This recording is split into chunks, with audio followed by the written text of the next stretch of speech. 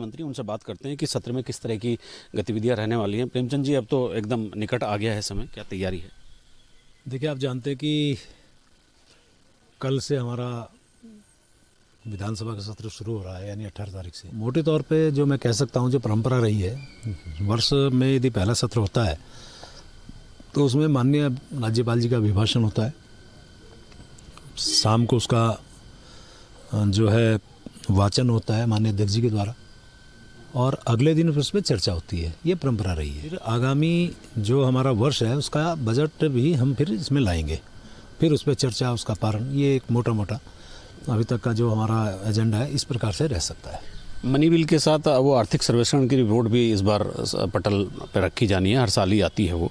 इसके अलावा और बड़ी चीज़ें क्या इस बार हम लाना चाह रहे हैं बजट सत्र में जो राज्य हित में है? नहीं, बजट में आप जानते हैं कि मेरा जिस प्रकार से जब से मैं वित्त मंत्री बना हूँ, एक परंपरा हमने स्थापित की है कि सभी हितधारकों से बैठना, उनसे संवाद करना, कैसा बजट होना चाहिए, आम लोगों से चर्चा करना, उनको व्हाट्सएप ईमेल के माध्यम से उनसे भी संवाद करके उनके सुझाव मांगे गए, और उसके बाद संकलित करके विभागों से जो हम लोग उनकी अपेक्षाएं उसको लेके तो हमने बजट को अंतिम रूप दे दिया है।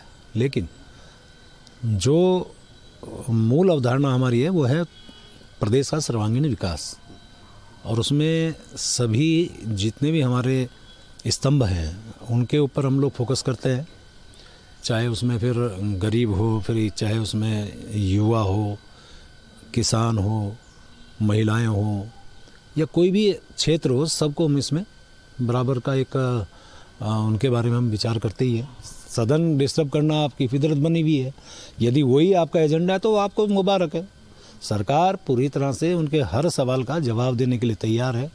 हमारा हर माननीय मंत्री उसके लिए पूरी तरह से तैयार है, और सरकार ने हर बार उनकी बातों का जवाब दिया। और आप जानते भी हैं कि जिस प्रकार से माननीय धामी जी के नेतृत्व में सरकार काम कर रही है, तो मैं एक बात ये भी कह सकता हूँ, यदि उन्होंने सवाल नहीं उठाया का मतलब उनके क्षेत्र में समस्या ही नहीं है।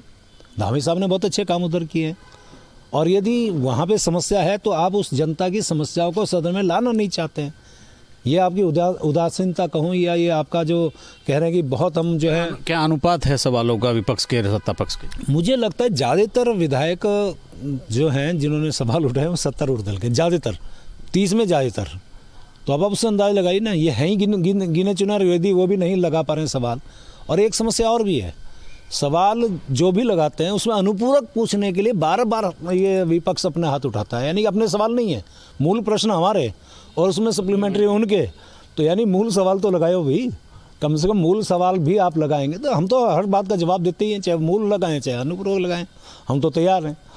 परंपरागत तरीके से कल महामहिम राज्यपाल का अभिभाषण होगा, उसके बाद तो शायद कार्रवाई परसों तक के लिए स्थगित होगी, जैसा होता आया है। नहीं, उसमें क्या है कि जैसे माननीय राज्यपाल जी का अभिभाषण होगा, उसके बाद दोपहर बाद माननीय अध्यक्ष विधानसभा के द्वारा उसका वाचन किया जाता है, उसके बाद फिर अगले दिन के लिए स्थगित होती है। कैमरामैन सोनी कुमार के साथ न्यूज़ स्टेट के लिए देहरादून से अजीत सिंह राठी।